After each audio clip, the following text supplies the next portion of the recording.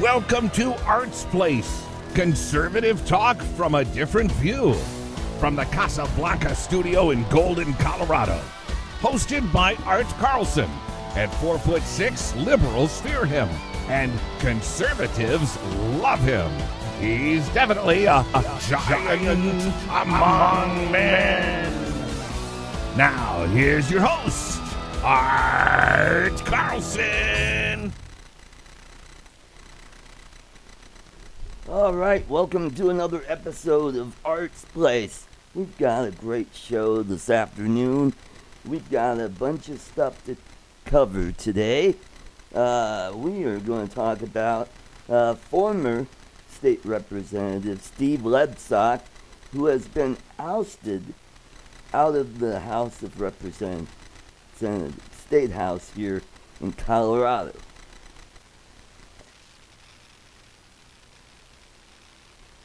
And so here's the deal, what happened with Steve Lebsock. Evidently back in 2016, he made some, he made a supposedly sexual assault on another state representative, Faith Winters. And she filed a complaint with the State House. So it took all the way up until now to have a vote, and they decided to expel him. The vote was 52-9. Now, what's interesting about this is there was no trial, there was no committee to find out if the allegations were true or what. There was just no due process in the whole thing. And also, Steve Lebsock was a candidate for state treasurer. So, what went down was Christina Duran decided that they were going to have a vote and forego any due process on the matter. So, from what I heard, this guy is pretty slimy. He shouldn't have done what he did, and now he deserved to get his butt kicked out on the curb. But how it happened, why it took so long from 2016, why didn't they do something about it in the session last year? Well, I think it's due to the Me Too movement, where all of a sudden everybody is all abuzz about sexual assault after what happened with Harvey Weinstein and other big-name Democrat donors and supporters who have been caught with sexual assault. So I think they got wrapped up in that. What else? Oh, I think the reason they waited so long is because now we're starting to get into another campaign season, and let's look good over there on YouTube.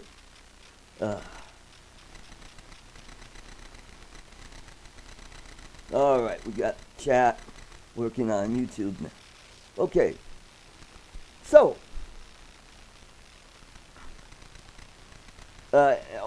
this is what I wanted to talk about. So, talk about drama is the day before the vote was held, Steve Lebsock changed his party affiliation from Democrat to Republican.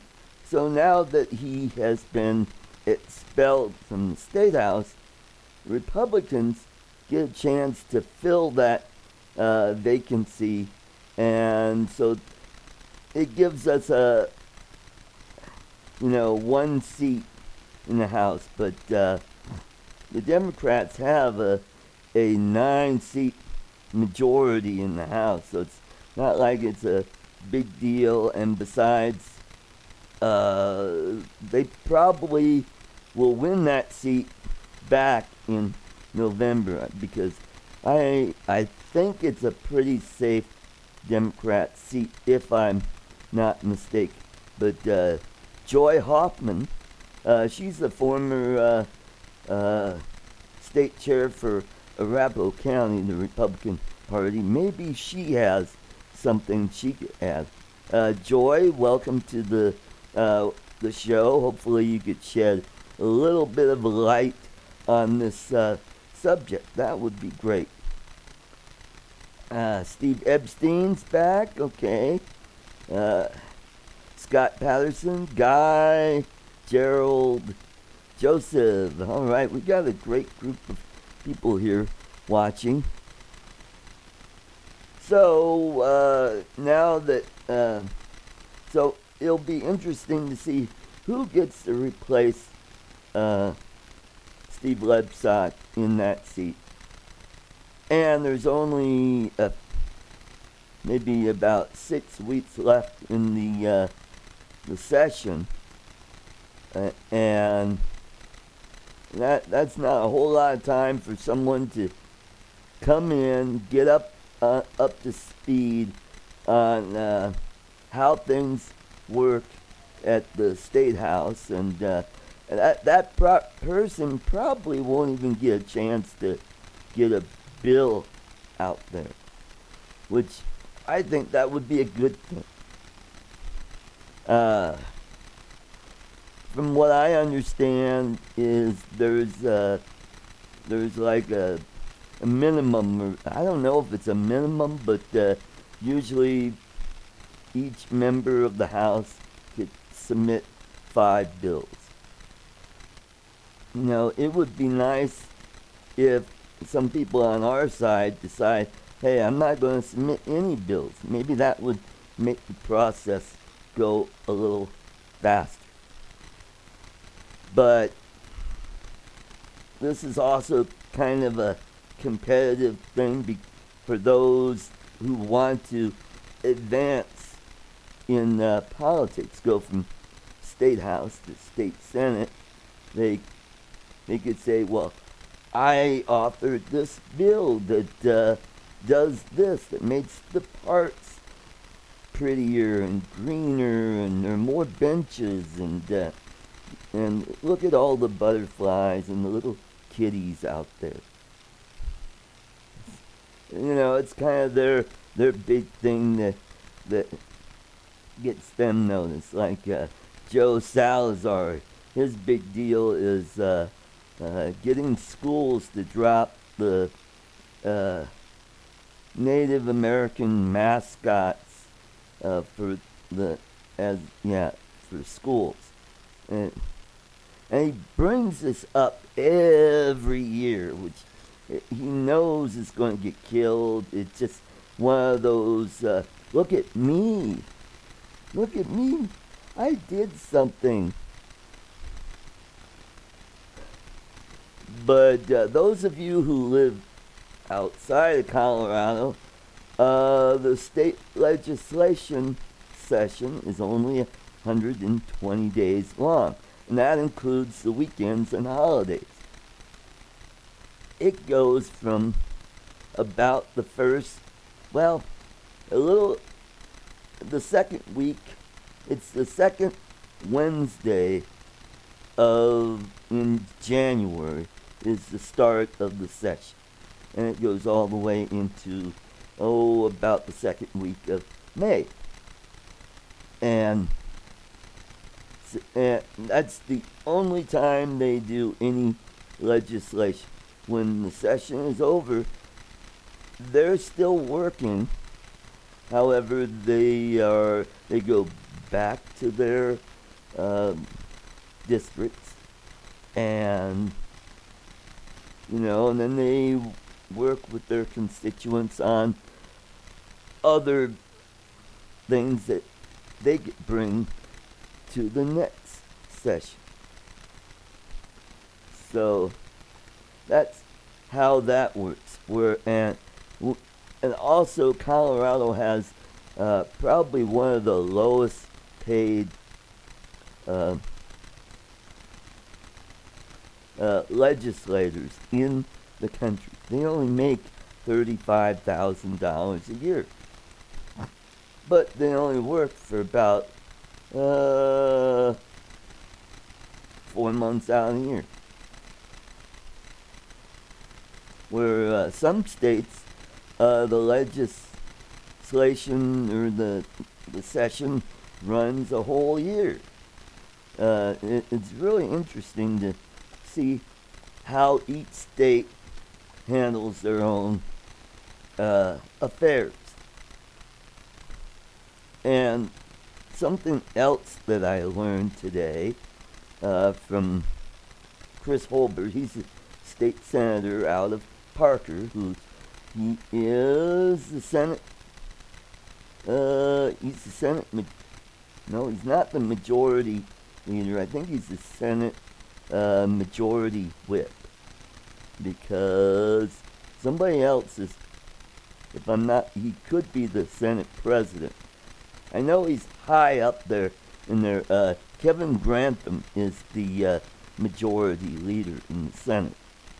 And he talks about the priorities between the Senate president and the majority leader and what their jobs are.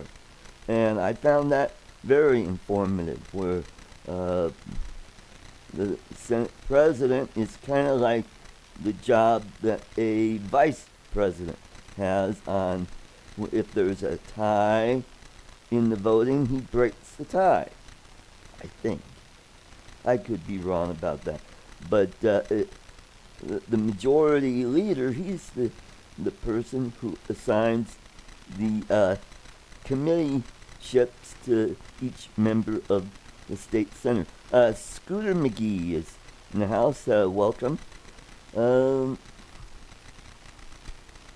Charlie Stewart, all right, another good friend of mine, a comedian, one of my comedian friends, along with Joseph Gallegos.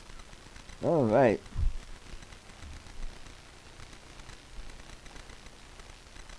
So it was interesting to know, I learned something new about how the majority leadership works in the Senate.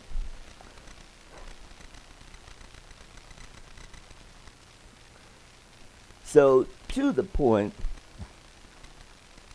this whole thing with Steve Lebsock could be a ploy to use it against the Republicans in the next campaign cycle, because they really want to flip the Senate, because the Republicans have a one-seat majority. So if they get used in alleged sexual assault just because some state senator looked at a staff member wrong, or stared a little too long, or say, hey, nice dress, or, I mean, anything innocuous like that. A nice dress, hey, I like your hair looks very nice.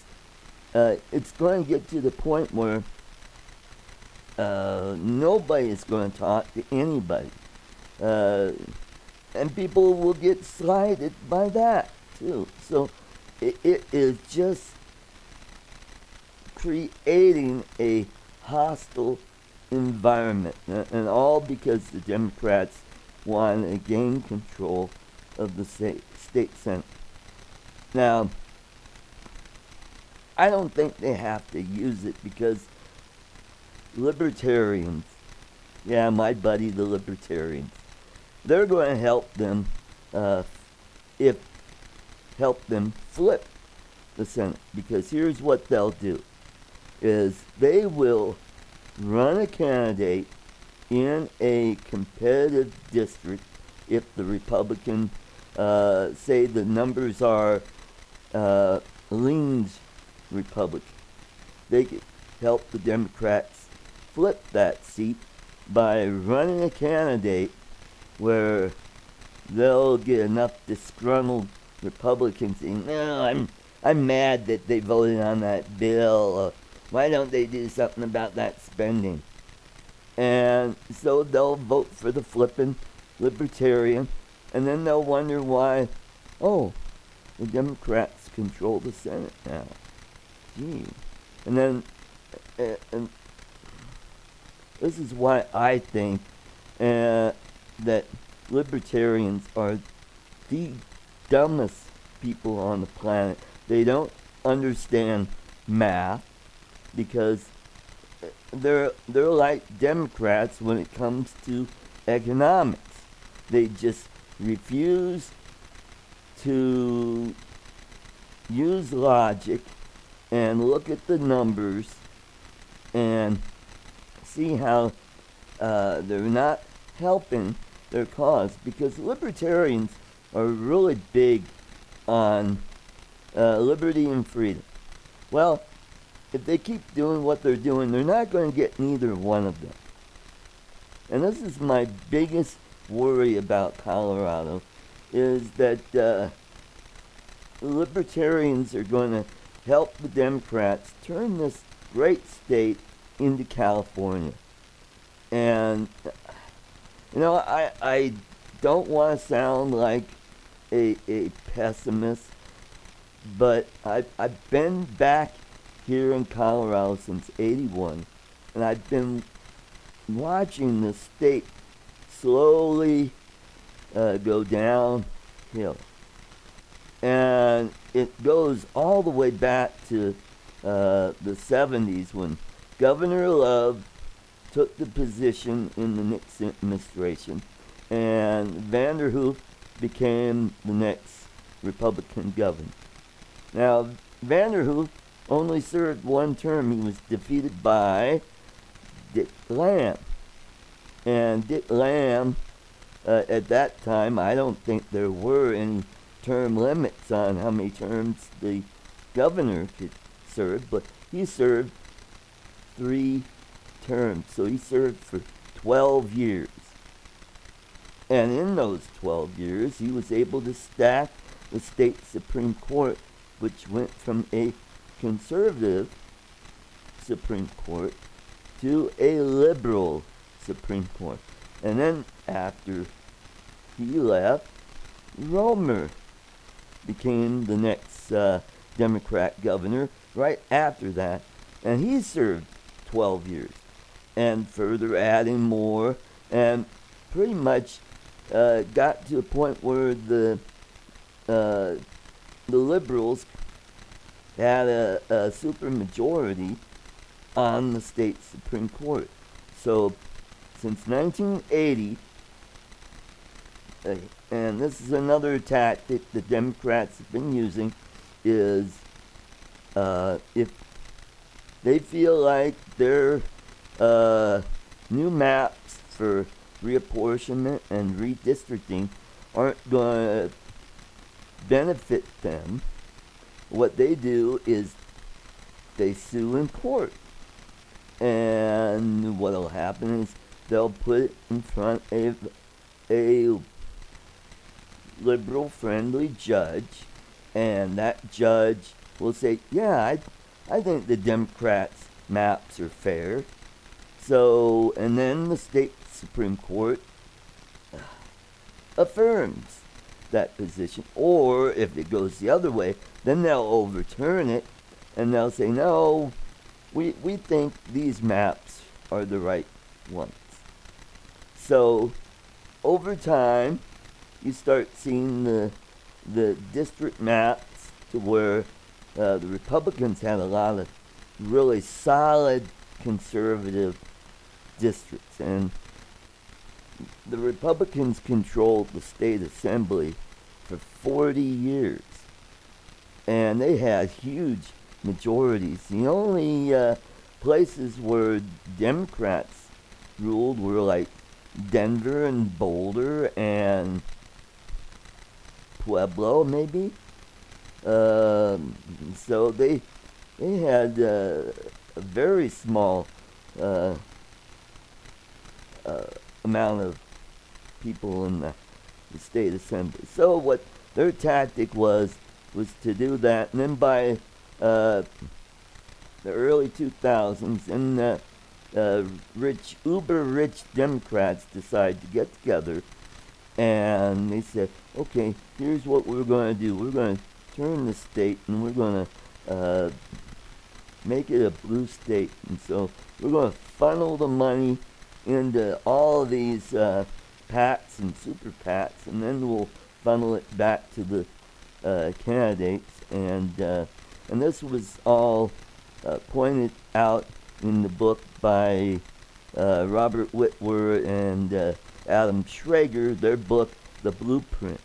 So if you want to learn more about how the Democrats are trying to get control of the state of Colorado, go get that book. Okay. So, what is our time? Okay.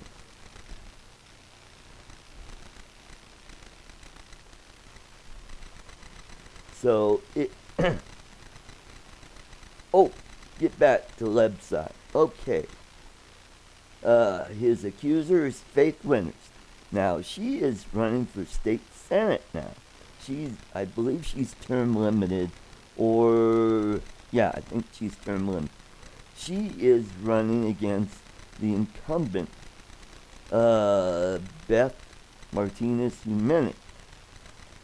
And she's kind of a moderate Republican. And this is where I'm worried about libertarians running a candidate in that district, because there's probably a lot of really disgruntled Republicans who aren't happy with their voting record on certain issues, and so they're going to help flip that seat to the Democrats. And also we have an open seat in District 20, which is Golden and part of Arvada and that area. I was in that district for a couple years, and briefly was a candidate there, but dropped out early on because I have no stomach for primaries. I've done that, and it's so probably what will happen in that district, and I'm pretty sure because that is another seat that leans Republican, even though they had a moderate Democrat controlling that seat for 8 years, which was Sherry John, who in this last session changed her party affiliation to, I think, unaffiliated. Yeah, unaffiliated. So that gave the Republicans an even bigger majority in the state Senate.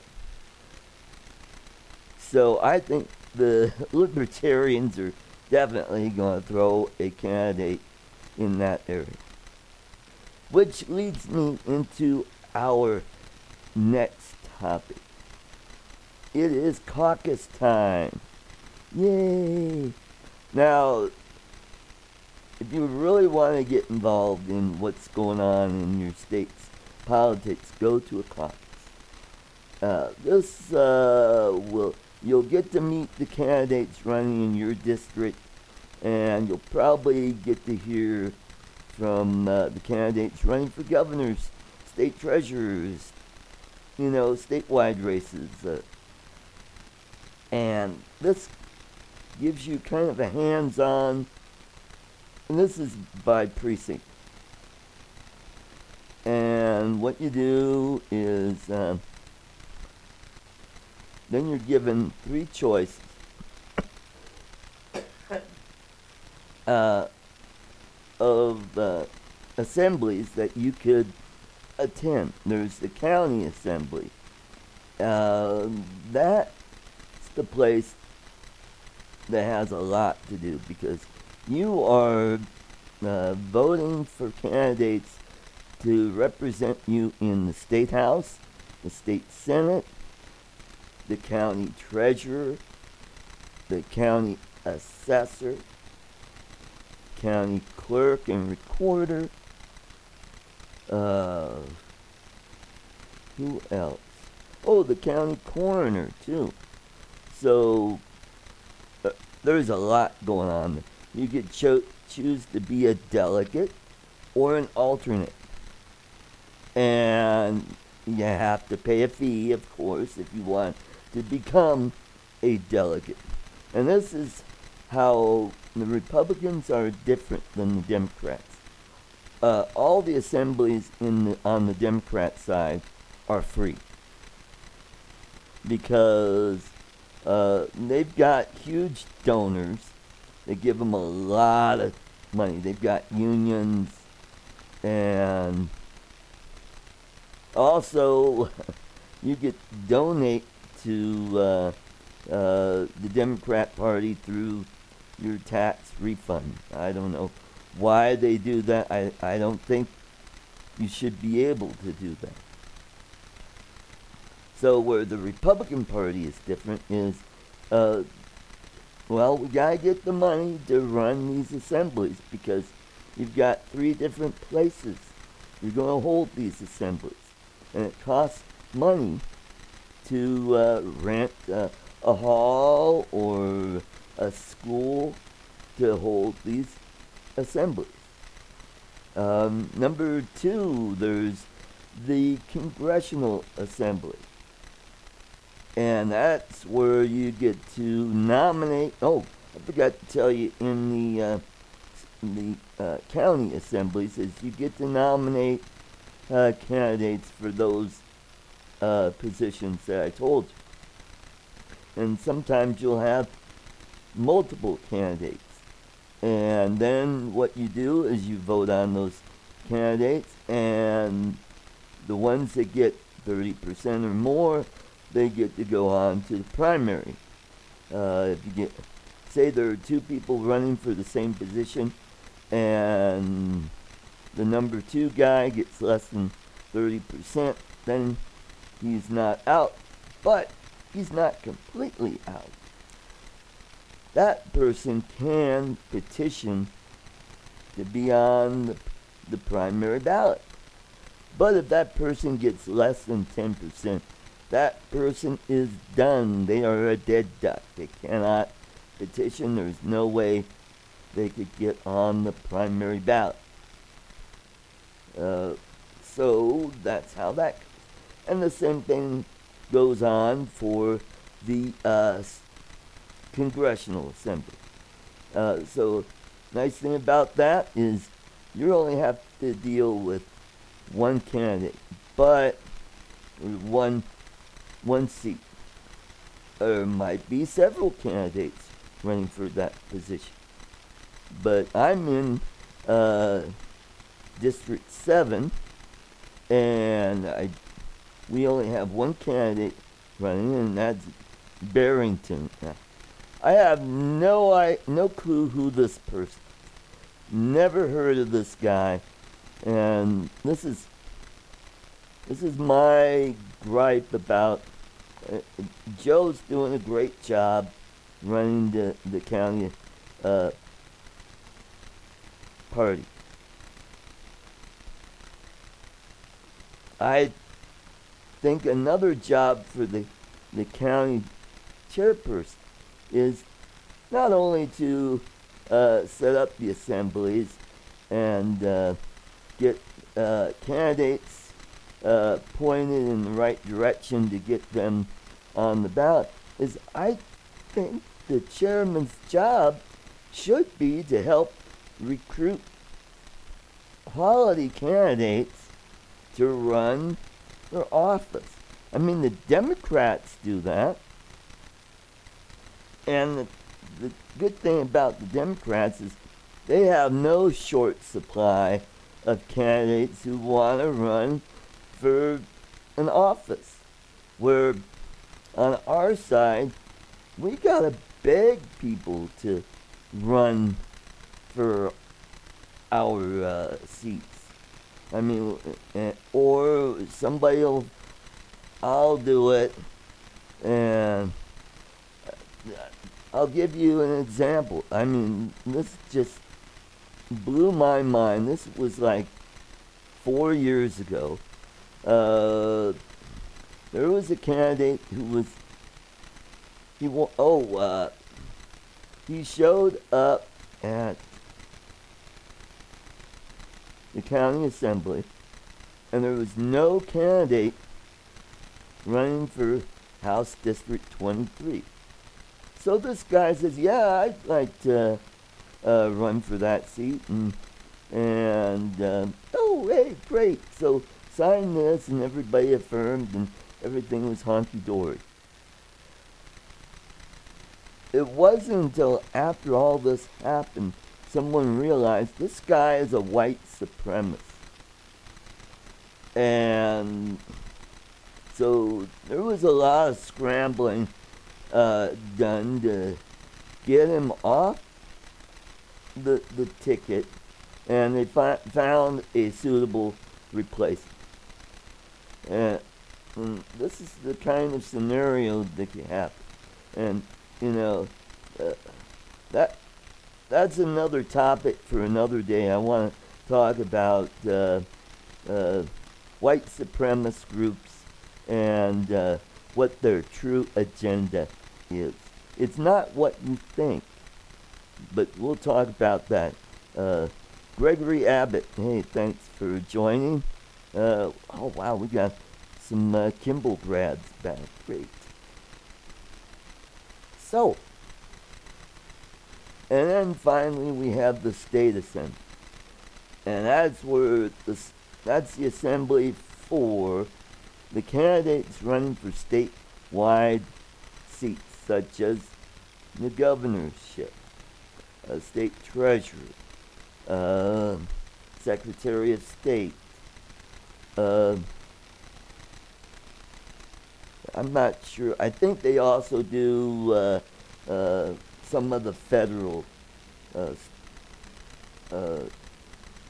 candidates too, like U.S. Senate and House. U.S. Senate, that's a statewide where everybody in the state votes for that candidate. So I want to talk to those folks who are giving Cory Gardner a really hard time. Yeah. You gotta remember that Colorado is not a solid red state. Right now, it's kind of purplish. And it's almost kind of a bluish purple right now.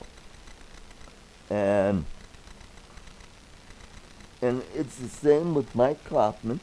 He's in a district, even though it leans Republican, actually his district is very competitive, but he's very well liked in his district. So these guys have to walk a fine line. If they want to get reelected, they have to take positions that represent their constituents. You know, like in the case of Mike Kaufman, he has to take some certain stands that are, you know, not very conservative. And with Cory Gardner, you got to remember that this is a statewide election. And in order for Cory to win, he's got to take Jefferson County, Arapahoe County, and if he doesn't win one or two of those, he's done. And this is what worries me about Cory Gardner is I think Hickenlooper is going to run against him. And Hickenlooper, even though he pretends to be a moderate Democrat, he's a liberal Democrat. He's just putting on a show. and he's got that howdy doody look, and the oh shucks, I'm just a guy just like you. So, I mean, what do you want? We worked really hard to get Mark Udall out. Now we're getting a lot of our agenda moving in the right direction. And I know I've talked about this over and over. The name of the game is to have more of our guys occupy the House and the Senate in D.C. so we control the agenda in the committees there. And when we control those committees, we get more of our agenda moved. And Democrats do the same thing too. So before you get all pissy at Cory Gardner, look at the big picture. I'm just worried there are too many people that are just, they don't care anymore. They're saying, you know what, if I don't get my way, I'm not going to vote for that guy. You know, and that's just wrong thinking. You're going to send the country and the state further and further down the drain.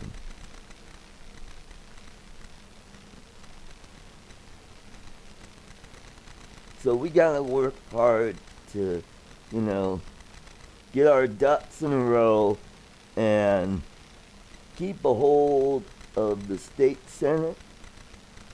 And I think we have a really good shot at winning the governorship, because Hickenlooper, he's done, he's term limited. Whoever the Democrat throws out there, they're going to have a hard time. However, the economy is doing really well, so that could help the Democrats. Who knows? A lot of people think that Polis is going to win this. I'm not so sure about that, because all the money in the world couldn't help Eric Cantor win his seat, because he was defeated by a guy that he outspent 10-1. So Polis could spend a boatload of money, and he could end up losing the primary. On our side, we've got a lot of really good candidates. I think my top three are Stapleton, Robinson, and Lopez. Those three, I think, could win it. And I think who's going to win on the Democrat side is Johnston. He's a former state representative, I believe, who's term limited, and then there's Kerry Kennedy, and she's raising a boatload of money too. Now, Walker Stapleton has a boatload of money that he's raised, and it's almost comparable to the money that Polis has. So, now there are 4 Republicans that are petitioning to get on the primary ballot. And they are Walker Stapleton, Doug Robinson, Victor Mitchell, and Cynthia Kaufman. Cynthia Kaufman has no chance. She's very liberal, didn't do squat on illegal immigrants when she was Attorney General. For the most part, I thought she did a pretty good job as Attorney General. Just not quite enough. So I think she's trying to get a lieutenant governor's position. So that's how that's going to go.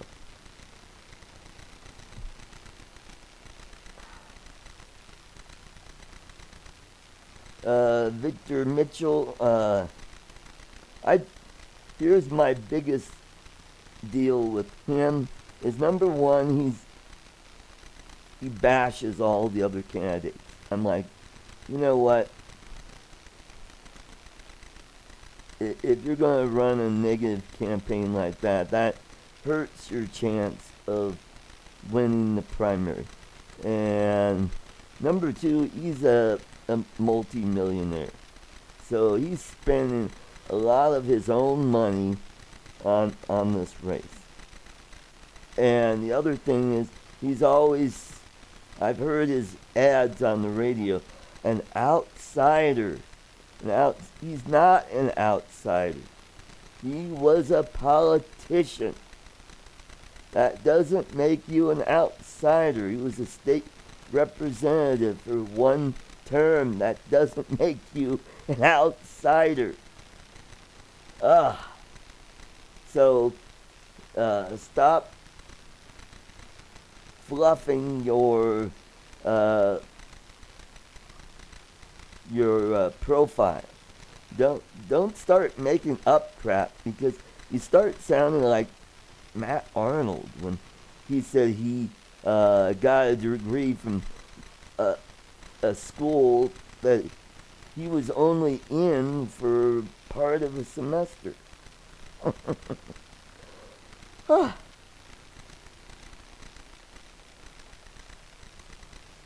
So that's how that's going.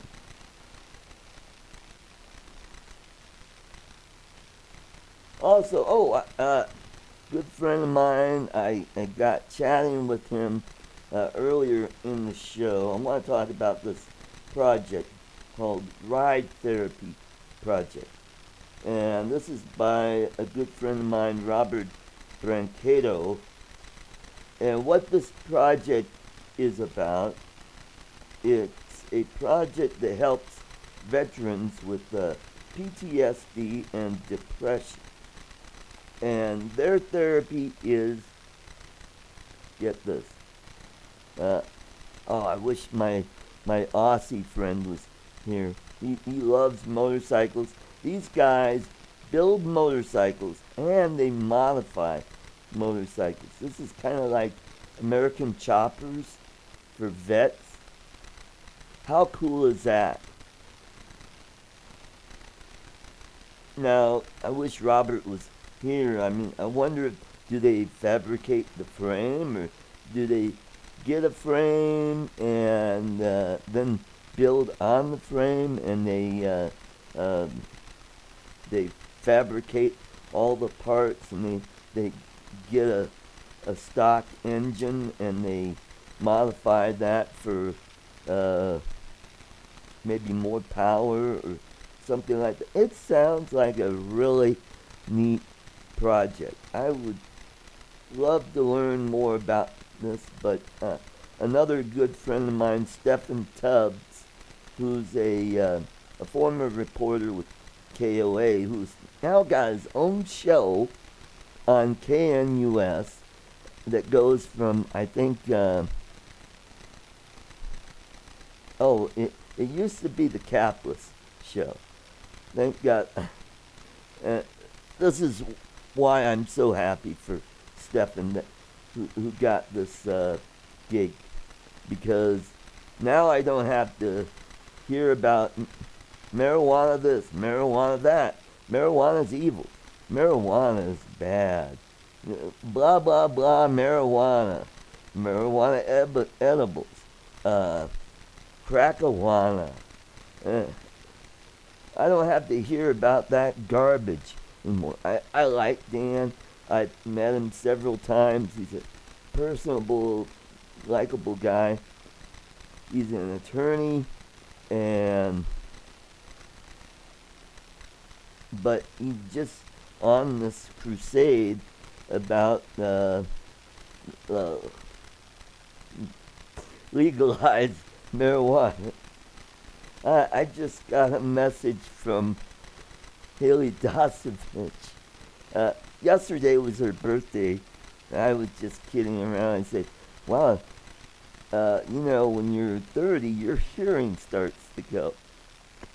And she says, I'm not 30. Well, she's 28 now. It's almost 30. All right, getting back to the show.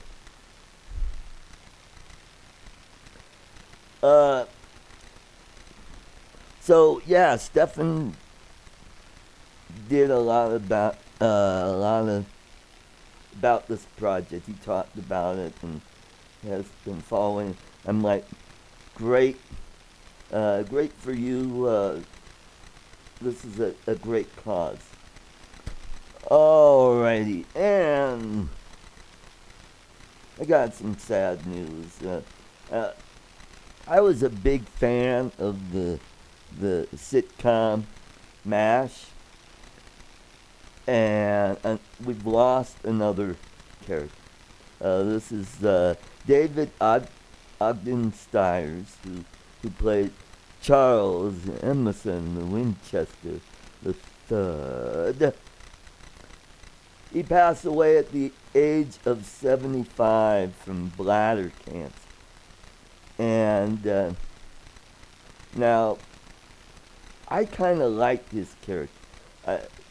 I liked his character better than Frank Burns. Frank Burns was that jerk that everybody despised. He's always trying to stir the pot, and because he's big on following the rules and regulations, and well, these guys aren't wearing regulation uniform and blah blah blah, so when they brought in a new group of actors, it made the show evolve. And I think when David joined the cast, he brought a unique character who was very smart, who and he knows he's smart, and who likes to throw his intellect around. But you know what? If you followed the show, you saw how his character evolved, and he really wasn't a bad guy. He just did not want to be there when he could be a leading surgeon at a hospital in Boston, and instead he's in a MASH unit in South Korea during the war.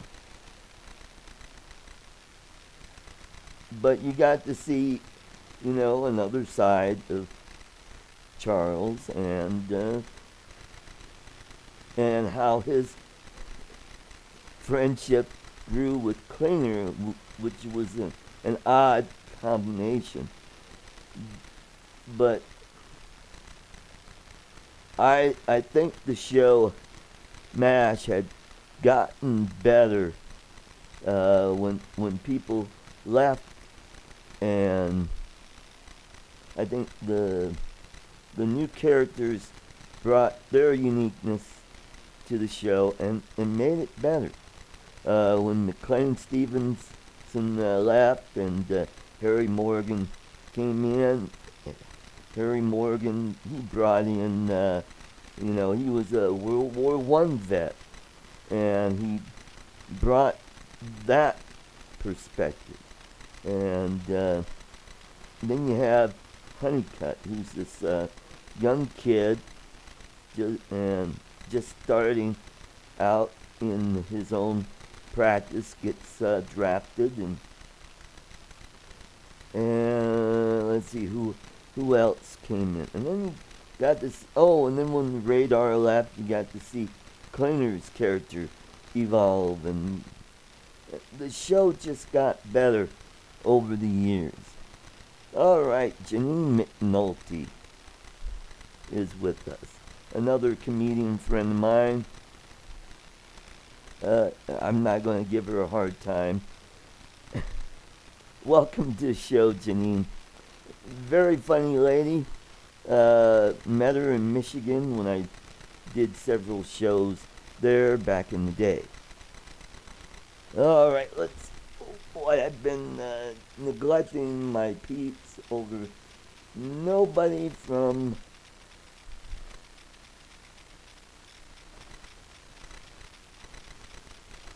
YouTube is... Okay, we got one person watching.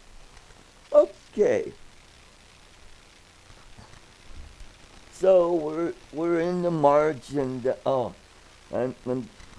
spring is around the corner, and I'm going to be doing more drone flying. I just uploaded a new video last week, and this was right after we had some snow here.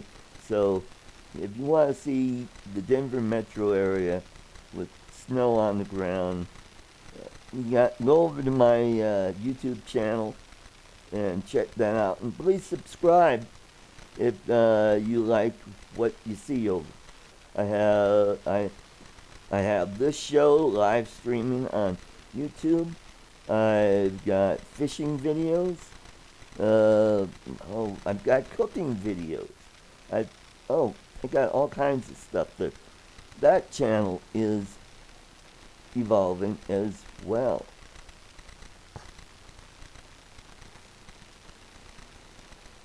So that'll be exciting to bring you some video in the springtime of my drone flights, and I'm going to be working towards my FAA Part 107 certification, and that way I could start making money with my drone, which is cool.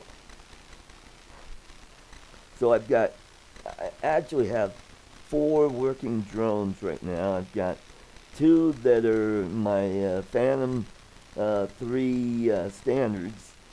One's a backup and one's my primary craft. You gotta have a backup unit in case something happens and you're not able to fly. You got a backup to help you out.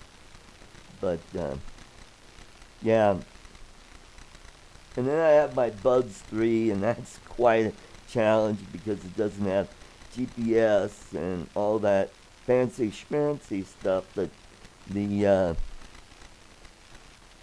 Phantom 3 has. So it takes a lot more talent to fly that. And then I've got my little mini drone that I like to fly around the apartment to kind of practice my flying skills. So we got that, and next month in April I'm going to do some early spring fishing.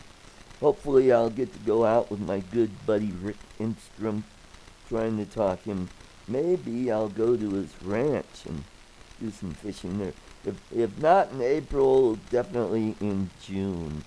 I got a week and a half off of work in April, so I could do a lot of fishing and drone flying, and so I'll have a lot of good video to bring to you guys. And then I've got oh God, I almost have 2.5 weeks off in June, so I do a lot of fishing there. So that's gonna be good. And that is about it. I want to thank you guys for joining the show, and I hope you guys found this informative, maybe a little entertaining. Come back next week, and we'll talk about some new stuff. And because you never know what's going to happen this week. We got a lot of cool stuff happening. So thank you very much for joining the show. And you guys Have a great weekend. God bless you. And God bless America. Goodbye.